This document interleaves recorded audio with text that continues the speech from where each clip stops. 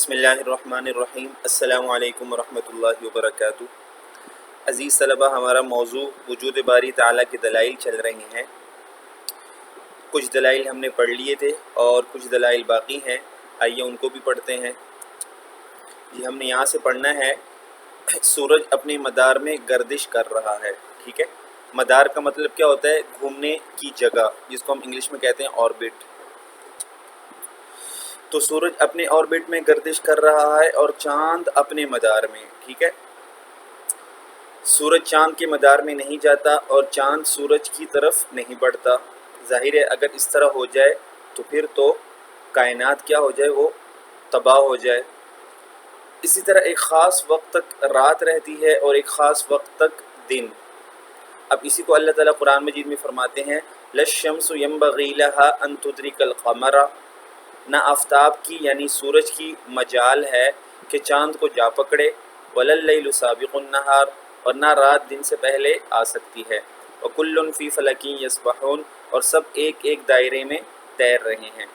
اب یہ کون ذات ہے جو اتنے بڑے بڑے اجسام ان کو آپس میں ملنے نہیں دیتی؟ ٹھیک ہے، سورج چاند سے ٹکر نہیں کھاتا، چاند سورج سے ٹکر نہیں کھاتا، دن رات سے پہلے نہیں آ سکتا، رات دن سے پہلے نہیں آ سکتی۔ ٹھیک ہے، یہ کون کنٹرول کر رہے ہیں؟ جو ذات کنٹرول کر رہی ہے وہ اللہ تعالیٰ کی ذات ہے۔ تو یہ ساری چیزیں اللہ تعالیٰ کی وجود پر دلائل ہیں۔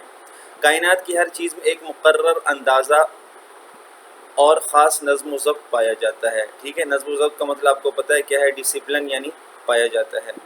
اللہ تعالیٰ قرآن میں فرماتے ہیں، اِنَّا كُلَّ شَيْءٍ خَلَقْنَاهُ بِقَدَرٍ، ہم نے ہر چیز کو ایک خاص اندازے سے پیدا کیا ہے۔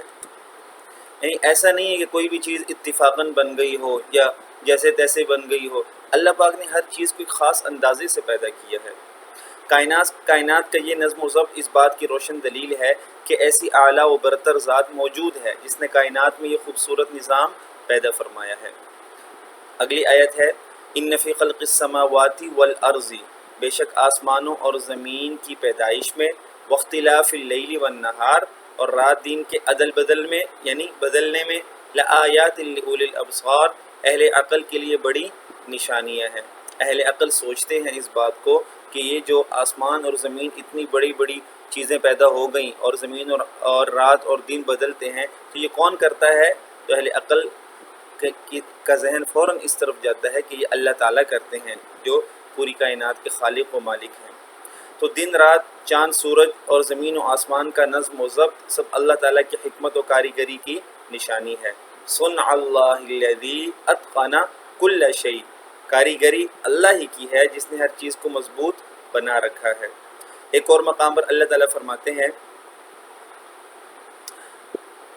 ام خلقوا من غیر شیء ام هم الخالقون، کیا یہ لوگ بغیر کسی کے پیدا ہو گئے ہیں، یعنی کسی نے پیدا نہیں کیا ان کو، ویسے ہی پیدا ہو گئے۔ ام هم الخالقون، یا یہ خود اپنے خالق ہیں۔ ام خلق السماوات والارض، یا انہوں نے آسمانوں اور زمین کو پیدا کر لیا ہے۔ بل لا یوقنون، اصل یہ ہے کہ ان میں یقین ہی نہیں ہے۔ جس طرح زمین و آسمان اور ساری کائنات وجود باری تعالیٰ کی گواہی دیتی ہے، اسی طرح انسان کی فطرت کی آواز بھی یہی ہے۔ یعنی دل انسان کا بھی اندر سے یہی کہتا ہے کہ اس کائنات کو پیدا کرنے والے کون ہیں؟ اللہ تعالیٰ ہیں، کوئی ذات ہے خود بخود پیدا نہیں ہو گئی۔ ٹھیک ہے، وہ الگ بات ہے کہ وہ اوپر تسلیم نہیں کرتا، دل اس کا یہی کہتا ہے، فطرت یہی کہتی ہے کہ کوئی ذات ہے۔ انسانی تاریخ کے مطالعہ سے مہذب سے مراد سویلائزڈ، ٹھیک ہے، تہذیب یافتہ، اور وحشی سے وحشی ہر طرح کی قوموں میں قادر مطلق کی ذات کا اعتراف ملتا ہے۔ ٹھیک ہے، یعنی قادر مطلق ایسی ذات جو پوری طور پر کیا ہو؟ قادر ہو، یعنی اللہ تعالیٰ کی ذات کا اعتراف ملتا ہے۔ آثار قدیمہ کی تحقیقات سے یہ بات واضح ہو چکی ہے کہ دنیا کے مختلف گوشوں میں، ٹھیک ہے، دنیا کے مختلف گوشوں میں یعنی کناروں میں، مختلف جگہوں میں بسنے والی وحشی اقوام جن کی فکری اور ذہنی سطح بہت پست تھی، بہت لو درجے کی تھی، بہت کم درجے کی تھی، فکری اور ذہنی سطح، ٹھیک ہے، فکری اور ذہنی معیار جن کا بہت پست تھا، وہ بھی کسی نہ کسی شکل میں اللہ تعالیٰ کی وجود کی قائل تھیں۔ حالانکہ دیکھ لیں ان کی فکری اور ذہنی سطح کتنی پست تھی، اس کے باوجود بھی وہ اللہ تعالیٰ کو مانتے تھے، اگرچہ کسی نہ کسی شکل میں مانتے تھے لیکن مانتے تو تھے نا۔ اس سے ظاہر ہوتا ہے کہ وجود باری تعالیٰ پر ایمان انسان کی فطرت میں داخل ہے۔ قرآن مجید میں ارشاد ہوا فطرت اللہ التی فطر الناس علیہا، اللہ کی اس فطرت کا اتباع کرو جس پر اس نے انسانوں کو پیدا کیا ہے۔ ایک اور مقام پر ارشاد ہوا وفی الارض آیات للموقنین، ترجمہ کیا ہے؟ اور زمین میں بہت سی نشانیاں ہیں یقین لانے والوں کے لیے، وفی انفسکم، اور خود تمہاری ذات میں بھی، ٹھیک ہے، یعنی تمہاری ذات میں بھی نشانیاں ہیں، افلا تبصرون، تو کیا تمہیں دکھائی نہیں دیتا؟ کائنات کو بنانے والی یہ اعلیٰ و برتر ہستی صرف ایک ہی ہے، انسان کو صحیح سوچ اسے اسی نتیجے پر پہنچاتی ہے، کیونکہ اگر ایک سے زیادہ رب ہوتے تو ان کے باہمی تصادم کی وجہ سے، ان کے باہمی ٹکراؤ کی وجہ سے کائنات کا یہ نظام ایک لمحے کے لیے بھی قائم نہ رہ سکتا۔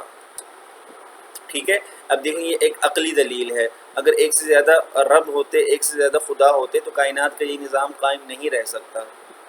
ایک خدا کہتا کہ ایسا کرنا چاہیے، دوسرا خدا کہتا کہ ایسا کرنا چاہیے، تو آپس میں ان کے رائے کے اندر ٹکراؤ آتا۔ لیکن کائنات تو اپنی مربوط و منظم شکل میں موجود ہے۔ مربوط کا مطلب کیا ہے؟ ربط لیے ہوئے۔ منظم کا مطلب کیا ہے؟ منظم کا مطلب یعنی نظم کے ساتھ ترتیب کی شکل میں موجود ہے۔ یہ اس بات کی دلیل ہے کہ معبود برحق صرف ایک ہی ہے۔ قرآن مجید میں ارشاد ہوا لو کان فیہما آلہۃ الا اللہ لفسدتا، اگر ان دونوں یعنی آسمان و زمین میں علاوہ اللہ کی کوئی معبود ہوتا لفسدتا، تو ان دونوں میں فساد برپا ہو جاتا۔ ٹھیک ہے، لیکن چونکہ فساد برپا نہیں ہوا، معلوم ہوا کہ اللہ کے سوا کوئی اور رب نہیں ہے اور کوئی معبود نہیں ہے، صرف اور صرف اللہ تعالیٰ ہی ہیں۔ تو امید ہے بچوں یہ کافی دلائل آپ نے پڑھ لیے اللہ تعالیٰ کی وجود کے، ٹھیک ہے، وجود باری تعالیٰ کے۔ امید ہے آپ کو سمجھ میں آ گئے ہوں گے۔ اگلے سبق میں پھر ملیں گے، اجازت دیجیے، السلام علیکم ورحمۃ اللہ۔